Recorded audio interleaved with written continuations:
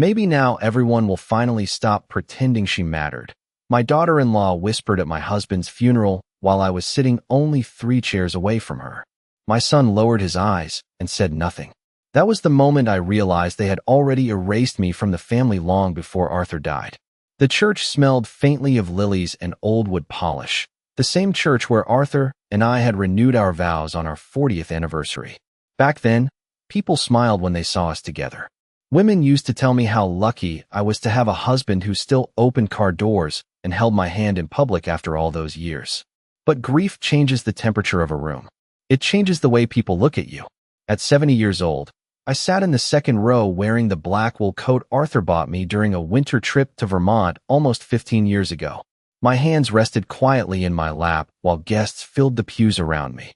Most of them approached Stephen and Nicole first. They hugged my son. They spoke softly to my daughter-in-law. They praised the beautiful flower arrangements she had chosen. A few glanced at me politely, like I was a distant relative rather than Arthur Holloway's wife of 48 years. Nicole stood near the front greeting guests in a fitted black dress that looked more suited for a cocktail party than a funeral. Her blonde hair was perfectly styled, not a strand out of place. She accepted sympathy with graceful nods and gentle smiles, as though she had rehearsed every movement in front of a mirror. Arthur was the one who held this family together, she told one couple quietly. Margaret always depended on him for everything. I heard every word. She knew I heard every word. Stephen remained beside her, stiff and silent in his dark gray suit. My son used to defend me once. Years ago, if someone had spoken about me that way, he would have stepped in immediately. But somewhere between promotions, country club dinners, and Nicole's endless quiet suggestions, my son had learned to look through me instead of at me. During the service, the pastor spoke about Arthur's generosity and discipline. He spoke about the construction company Arthur built from the ground up after returning from the Navy in the early 70s. He spoke about family values, integrity, and legacy. I noticed Nicole squeezing Stephen's hand every time the pastor mentioned the company. Emily sat beside them, scrolling briefly through her phone before slipping it back into her purse. My granddaughter barely looked at me anymore. The choir began singing Amazing Grace, and I lowered my eyes toward the funeral program resting in my lap. Arthur's photograph stared back at me. Even in the picture, he looked tired. The last 2 years had changed him. He smiled less, slept less, spent long evenings alone inside his office with the door locked. Sometimes I would wake after midnight and find the light still on beneath the crack under the door. Everything all right? I used to ask softly. Just handling details, he would answer without looking up. At the cemetery, cold November wind swept across the hill while guests gathered beneath dark umbrellas. Nicole complained quietly about her heels sinking into the damp grass. Stephen checked his watch twice during the burial. I stood there listening to dirt strike the casket lid in soft muted thuds, each sound settling deeper into my chest. 48 years of marriage lowered into the ground, while my own family behaved like they were waiting for a business meeting to end. After the service, everyone gathered at Stephen's house for the reception. Nicole had hired caterers. White wine flowed through crystal glasses while people spoke in low-polished voices about market conditions and vacation homes in Scottsdale. At one point, I entered the kitchen and heard Nicole laughing softly beside the marble island. Honestly, Arthur spent his whole life carrying dead weight, she said. Now maybe this family can finally move forward. The room fell silent when she noticed me standing there.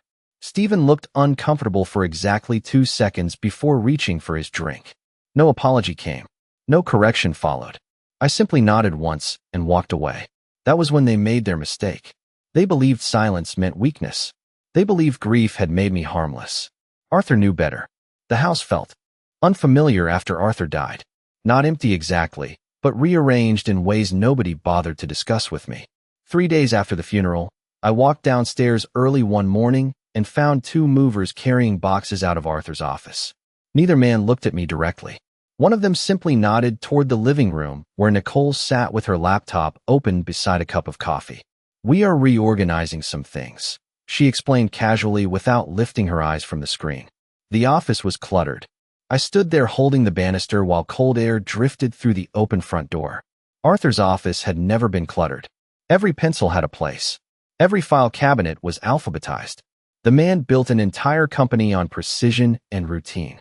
Where are his files going? I asked quietly. Nicole finally looked up then, offering the same polished smile she used with waiters and real estate agents. Stephen is handling all of that now. It is probably better not to overwhelm yourself with business matters right now. Business matters. I almost smiled at the phrase. For years, Nicole had spoken about me as though I spent my life drifting through rooms with no understanding of how the family survived financially. She told people Arthur protected me from stress because I was fragile. She liked that word. Fragile. It made her sound compassionate while reducing me into something decorative and helpless. I turned toward the kitchen without another word. The coffee maker hissed softly as morning light spread across the marble counters Nicole insisted on installing during the renovation 2 years earlier. Arthur hated those countertops, said they looked cold and expensive for no reason. But Stephen loved them because Nicole loved them, and eventually Arthur stopped arguing. That was how things happened in the house during the last decade. Little by little, my husband learned silence. I poured myself coffee and noticed the dining room table had already been cleared of the framed family photographs that used to sit near the center runner. In their place stood a large vase of white orchids Nicole had ordered after the funeral. Everything sentimental disappeared quickly. Around her, by noon, I realized even Arthur's navy cardigan was gone from the coat rack near the garage door. The sweater had hung there every winter for at least 8 years. He wore it while checking the mail or walking to the garden during cold mornings. I opened the hallway closet thinking perhaps someone moved it while cleaning, but the shelf was nearly empty. His boots were missing too. That afternoon, Emily stopped by after classes at Northwestern. My granddaughter entered the kitchen carrying an iced coffee and expensive leather tote bag. She kissed Nicole on the cheek before giving me a quick, distracted hug that barely touched my shoulders. Grandpa would not want everybody moping around forever, she said while scrolling through her phone. Mom is trying to help the house feel lighter. I nodded slowly. Emily used to spend entire weekends with me when she was little. We baked blueberry muffins together on Sunday mornings. She used to follow Arthur through the backyard, carrying tiny gardening gloves 3 sizes too large for her hands. Now she spoke with Nicole's rhythm, Nicole's expressions, Nicole's careful emotional distance. Do you remember the lake house trip when you were 10? I asked softly. Emily looked up briefly, surprised by the question. Vaguely. You cried because you were afraid of kayaking, I said. Your grandfather stayed on the dock for 3 hours teaching you how to paddle. Her expression softened for half a second before her phone buzzed again. That sounds like Grandpa, she said with a small laugh. Then she walked back toward the living room where Nicole was discussing caterers for Thanksgiving dinner less than a week after Arthur's burial. Later that evening, Stephen arrived home carrying a stack of folders against his chest. He froze slightly when he saw me sitting alone in the den. Mom, he said carefully, loosening his tie. You should probably start thinking about what you want moving forward. I looked at him across the dim room. What does that mean? He hesitated before sitting down opposite me. The house is large, expensive, hard to maintain. Nicole found a beautiful senior community about 20 minutes from here. They have walking trails and social clubs and transportation services. There it was. Not even 1 week after burying my husband, they were already discussing where to place me. I folded my hands calmly in my lap, while Stephen kept talking about convenience and support and easier living arrangements. His voice sounded rehearsed, as though Nicole had prepared the conversation beforehand. I listened quietly until he finished. Then I asked only one question. Did your father know about these plans before he died? Stephen looked away immediately, and in that silence, I heard the truth louder than any answer. The next morning, I woke before sunrise out of habit. Arthur used to say the house sounded different before 6 o'clock. Quieter. Honest somehow. I wrapped myself in a cream cardigan and walked downstairs barefoot, expecting the familiar scent of dark roast coffee drifting from the kitchen. Instead, I found silence in half-packed boxes stacked near the dining room wall. Nicole had labeled them with neat black marker. Office. Storage. Donate. I stood there staring at Arthur's handwriting desk wrapped in moving blankets beside the front hallway. The same desk where he signed every birthday card he ever gave me. The same desk where he sat every Christmas Eve balancing company ledgers long after everyone else had gone to bed. Careful with that, I said quietly as one of the movers reached for the bottom drawer. He glanced toward Nicole for permission before stepping back. That small moment told me everything I needed to know about the new order inside the house. Nicole entered the room wearing cream cashmere lounge pants and carrying her phone against her ear. "No, we are making progress," she said to someone cheerfully before pausing when she noticed me. "Margaret is just being sentimental." Sentimental. Another word she liked using whenever she wanted to make my feelings sound irrational. She ended the call and crossed her arms lightly. "Stephen and I thought it would be healthier not to keep so many reminders around." I looked at the boxes again. Arthur has been gone 6 days. Her expression tightened for only a second before smoothing itself flat again. People process grief differently. Then she turned toward the movers. "The locked filing cabinets go into the garage for now." Locked. That word settled heavily in my chest. Arthur never locked anything from me. Not once in 48 years. Even during difficult seasons, even during arguments, he never shut me out completely. I waited until Nicole left the room before walking slowly toward the desk. One drawer remained slightly open beneath the wrapping blanket. Inside sat an old fountain pen Arthur carried for nearly 20 years and a folded yellow sticky note with only 3 words written across it in his sharp, slanted handwriting. "Call Richard Bennett." My fingers tightened around the paper. Richard Bennett had been Arthur's attorney since Stephen was in high school. Careful, quiet, loyal to Arthur in ways most people no longer understood. Before I could think further, Stephen entered through the mudroom carrying dry cleaning over one arm. "Mom," he said, startled to see me near the desk. "You should not be going through things right now. Your father left me a note." Stephen's face changed instantly, not dramatically, but enough. A quick flicker behind the eyes. Concern mixed with calculation. "What kind of note?" he asked carefully. I folded the paper once and slipped it into my cardigan pocket. "Nothing important." He stared at me another second before forcing a tired smile. "Nicole is only trying to help everybody move forward." There it was again. Move forward. As if grief were an inconvenience cluttering the hallway beside old furniture and winter coats. That afternoon, I drove myself into town for the first time since the funeral.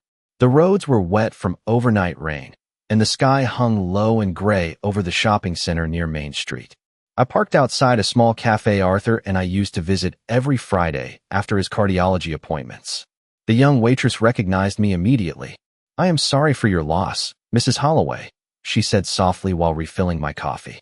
I thanked her and sat near the window watching people hurry past carrying umbrellas against the cold wind. Then I pulled the note from my pocket and dialed the number I still remembered by heart. Richard answered on the second ring. "Margaret," he said quietly, and something in his tone made me sit up straighter.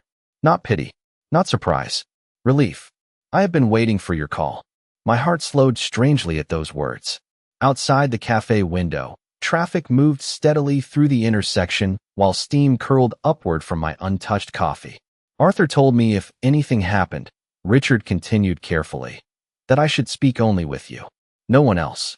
I closed my eyes for a moment.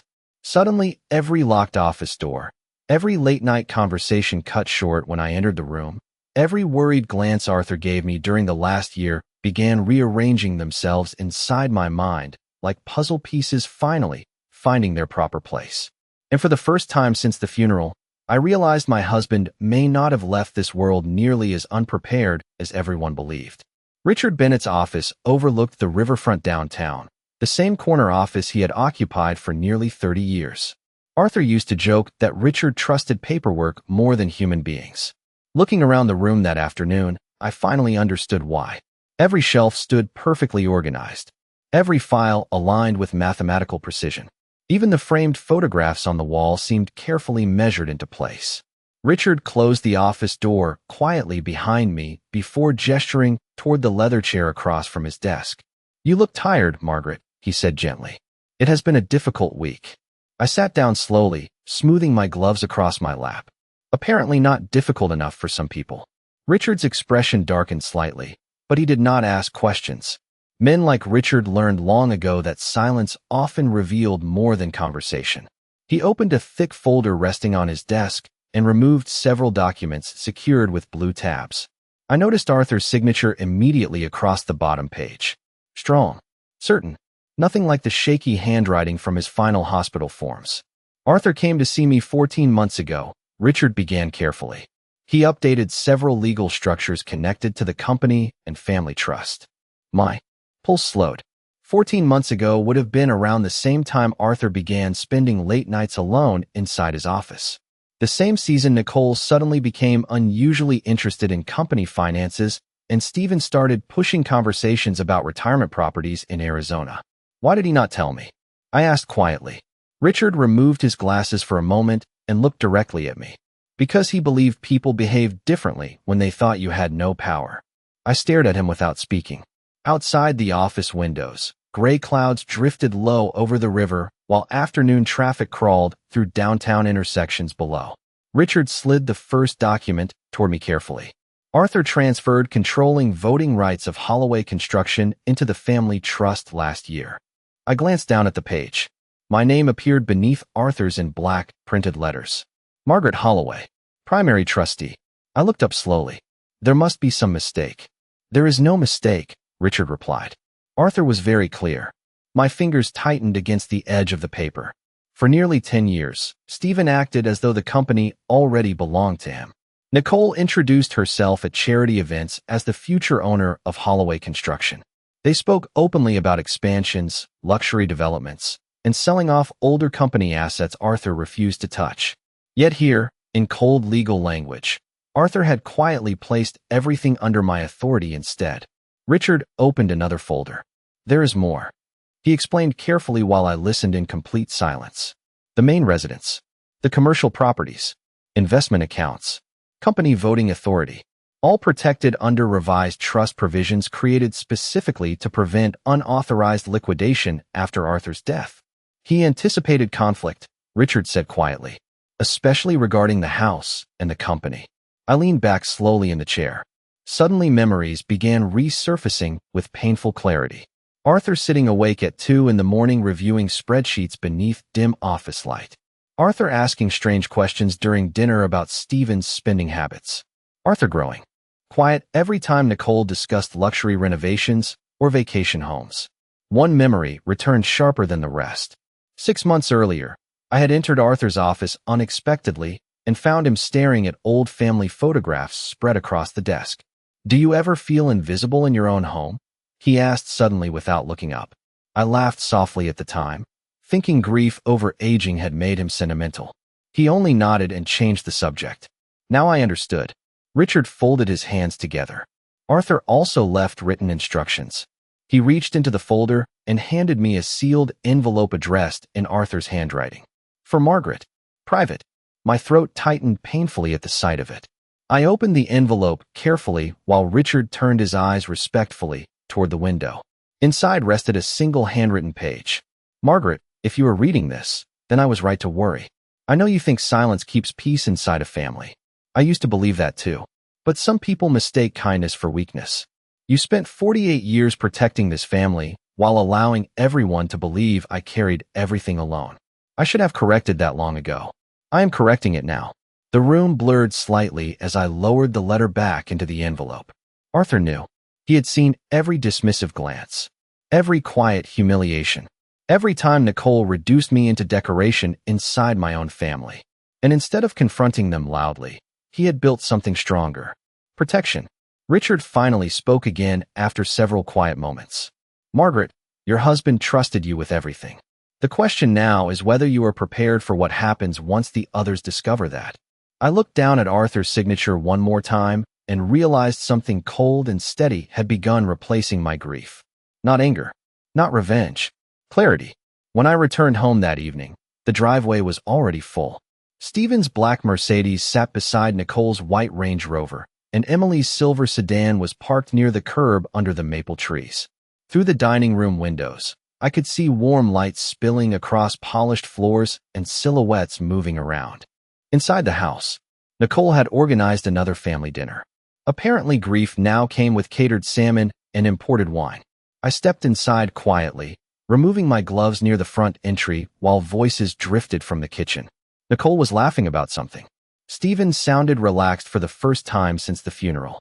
The moment they noticed me, the room shifted slightly. Not dramatically, just enough. Like guests adjusting themselves when someone unexpected enters an elevator. There she is, Nicole said brightly. We were starting to worry.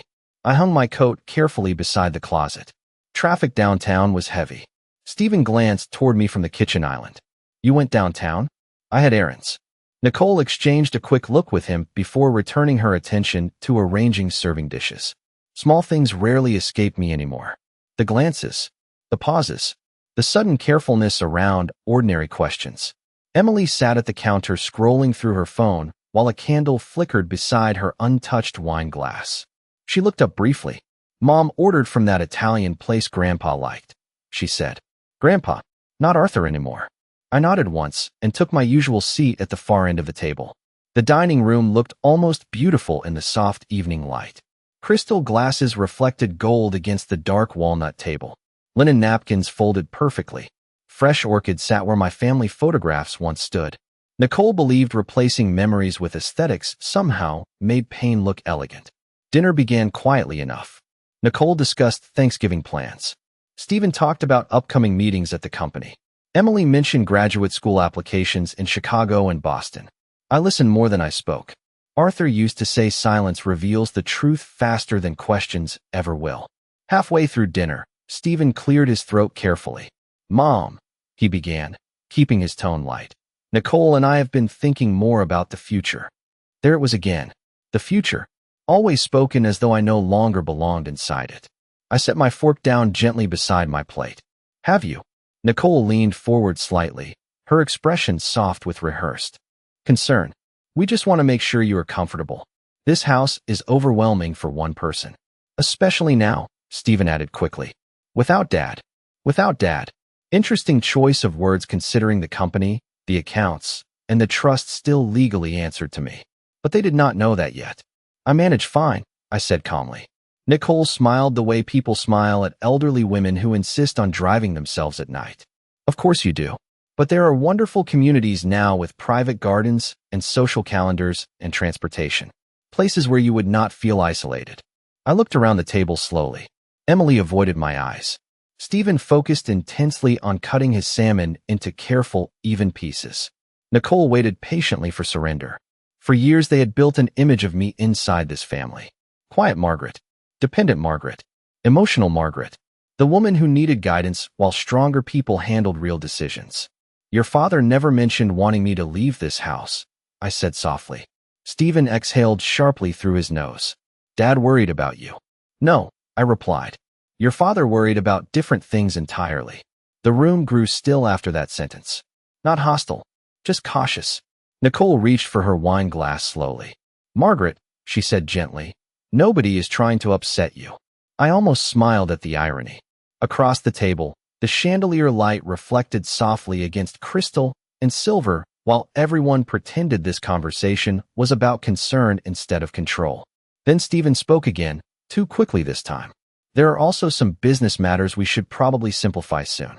The company transition, property taxes, investment accounts. It would help if everything stayed centralized. Centralized. Another carefully selected word. I folded my napkin neatly beside my plate before looking directly at my son for what felt like the first time in years. Your father spent nearly 50 years building that company, I said quietly. Do you really think he left things unprotected? Stephen froze. Only for a moment. But I saw it clearly. Fear. Nicole saw it too because her posture stiffened immediately. What exactly does that mean? She asked carefully. I lifted my water glass and took a slow sip before answering. It means Arthur understood people better than either of you realized. No one spoke after that. Even Emily finally looked up from her phone. And for the first time since the funeral, I noticed something unfamiliar settling across Nicole's face. Uncertainty. The atmosphere inside the house changed after that dinner. Not openly. Nicole still smiled when she passed me in the hallway. Stephen still asked whether I needed groceries or help with appointments. But underneath the politeness, something restless had begun moving through the rooms. I noticed it in the lowered voices that stopped when I entered the kitchen. In the late-night phone calls, Stephen suddenly started taking outside on the back patio. In the way Nicole checked her email constantly during breakfast with a tight expression she tried hard to hide. 3 mornings later, I walked downstairs just after 7 and found Stephen standing near the coffee maker staring at his phone. His tie hung loose around his neck, and there were dark shadows beneath his eyes.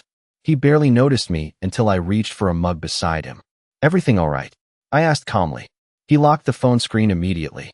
"Fine." His answer came too fast. I poured coffee slowly while sunlight filtered through the kitchen windows across the marble counters Nicole once insisted made the house feel modern.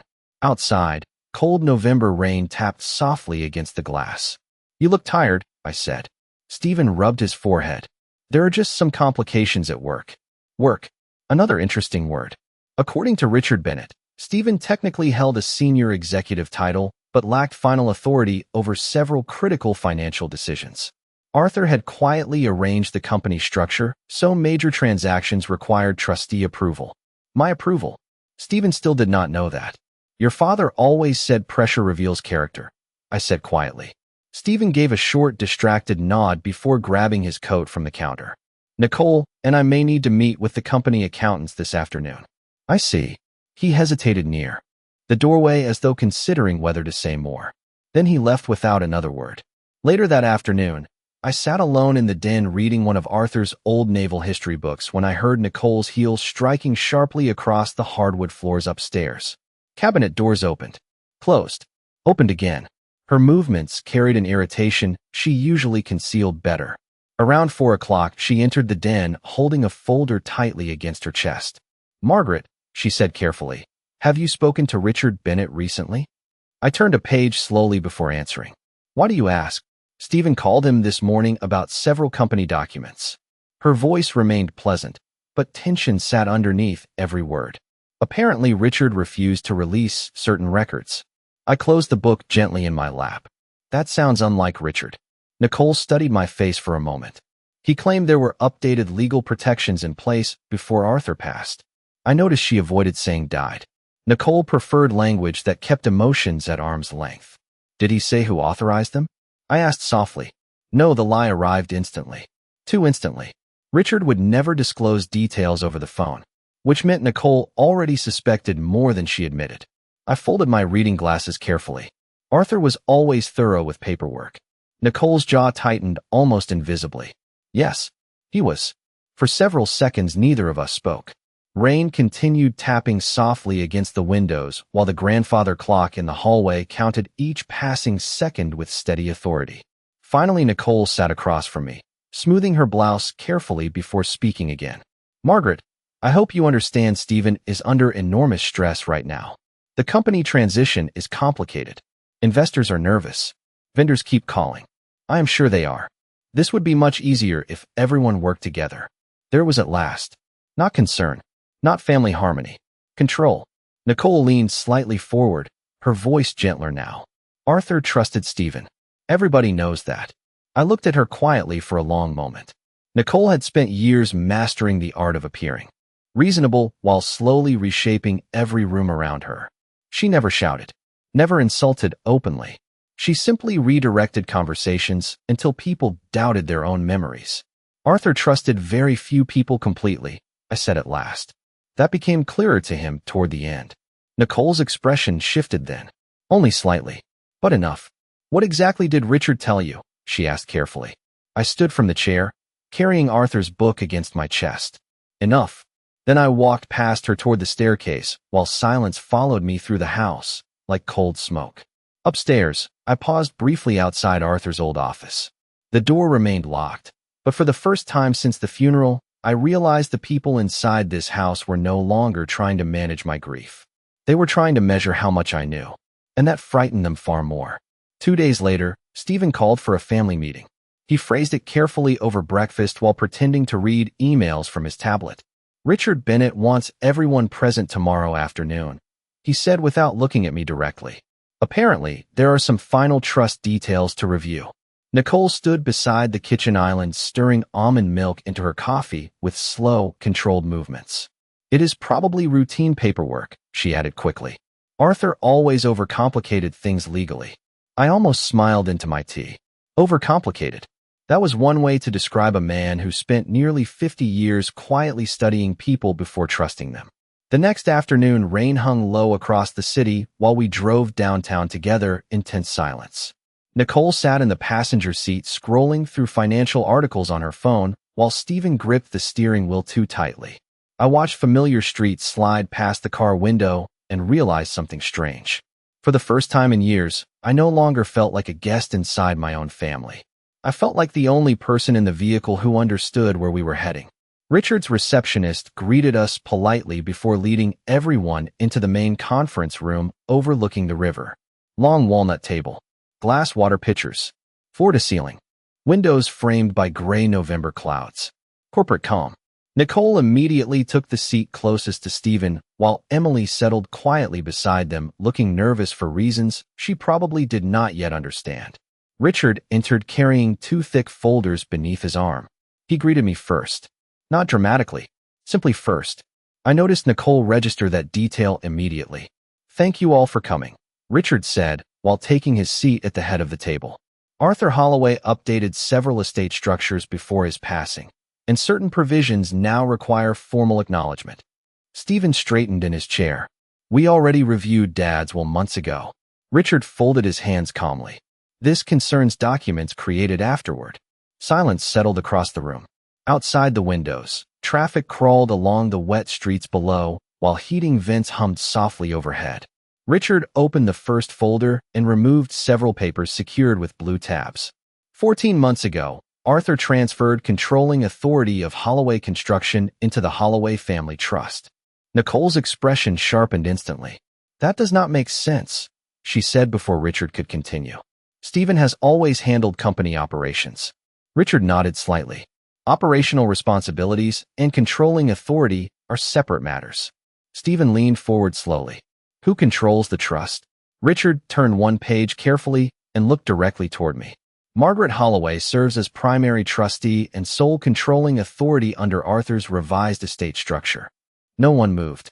Emily blinked twice like she thought she misheard something. Nicole stared at Richard without expression for nearly 3 full seconds before speaking again. "There has to be some misunderstanding." "There is not." Richard's voice remained perfectly even. Arthur's instructions were detailed and legally binding. Stephen's face drained of color little by little. "Dad never said anything about this." Richard paused briefly before answering. "Your father believed discretion was necessary." Nicole gave a short, humorless laugh beneath her breath. "Discretion from his own family?" "Protection," Richard corrected quietly. That single word changed the atmosphere in the room completely.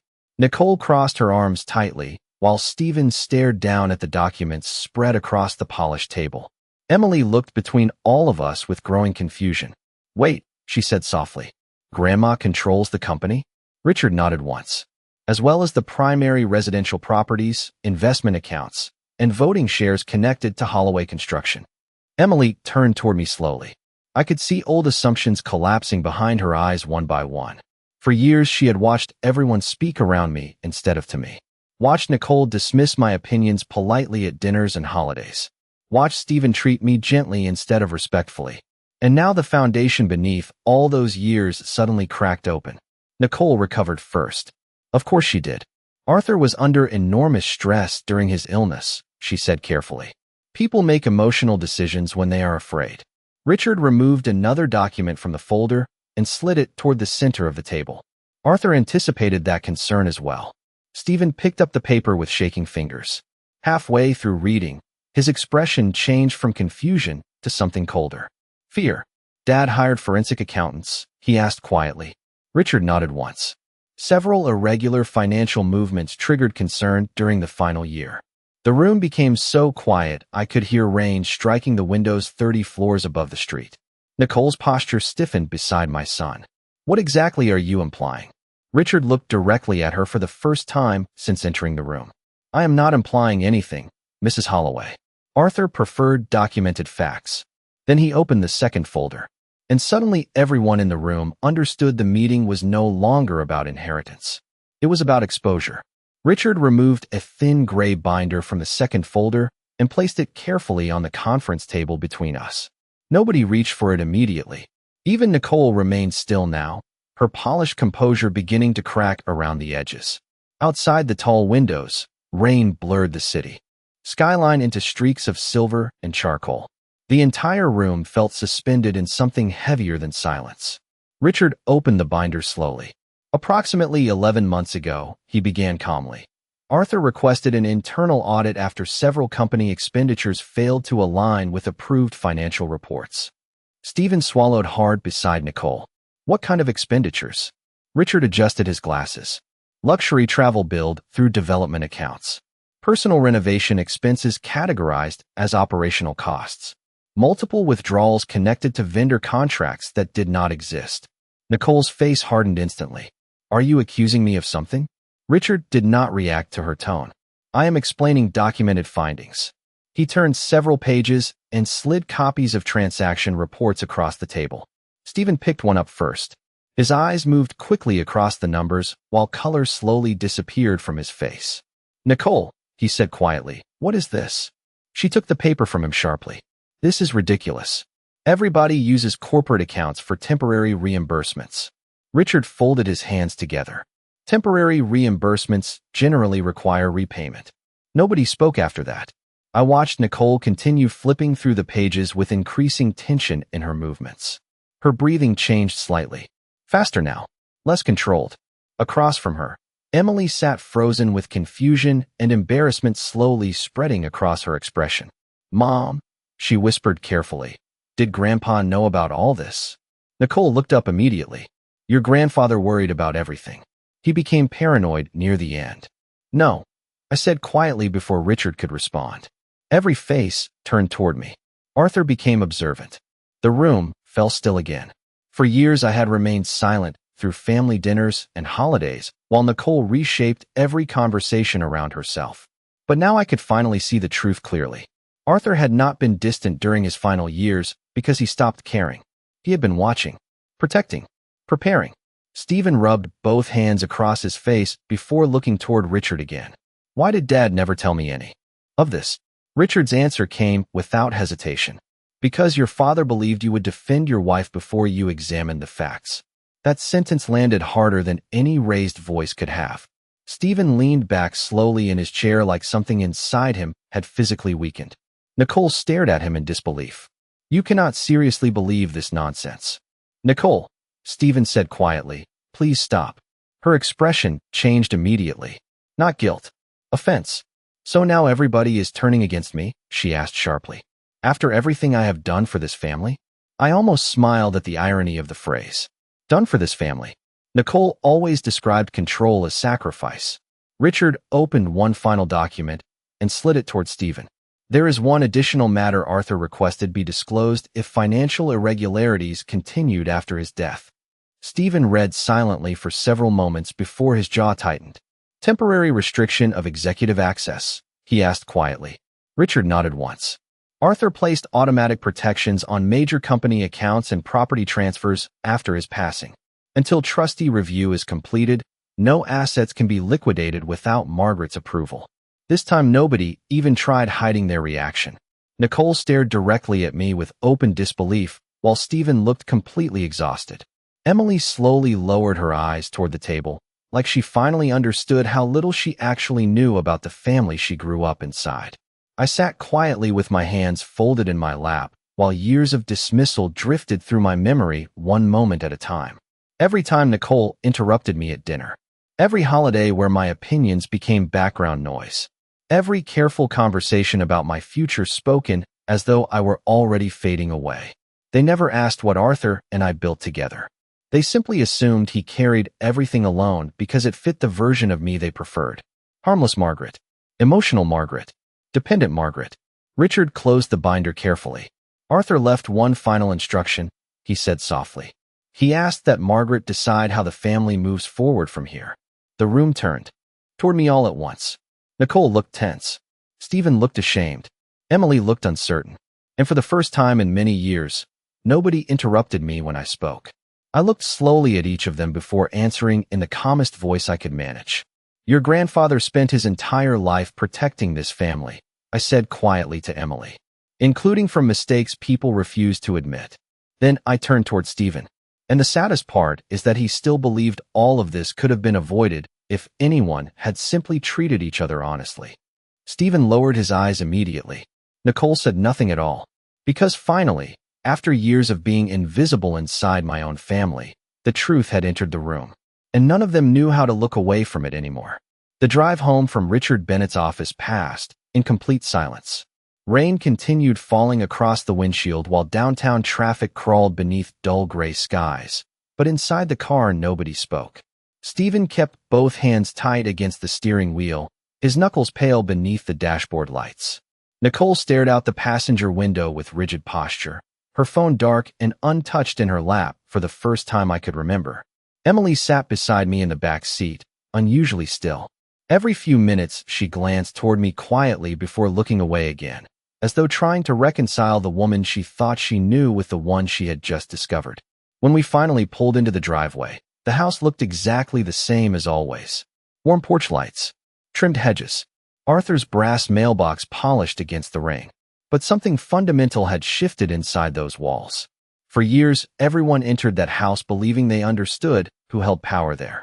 Tonight, nobody seemed certain anymore. Nicole disappeared upstairs almost immediately after we walked inside. I could hear drawers opening and closing sharply across the second floor, while Stephen remained near the kitchen island loosening his tie in exhausted silence. Emily lingered awkwardly beside the staircase before finally speaking. "Grandma." I looked up from removing my gloves. "Yes, sweetheart." She hesitated. "Did Grandpa really trust you with all of it?" Such a simple question. Yet underneath it rested years of assumptions quietly inherited from everyone around her. I folded my gloves carefully onto the counter. "Your grandfather and I built our life together long before Holloway Construction became successful," I said softly. People only noticed his name because he stood at the front. They did not notice who stood beside him every day. Emily lowered her eyes immediately. "I did not know." "No," I replied gently. "You were never supposed to." Stephen finally spoke then, his voice rough with exhaustion. "Dad should have told me the truth."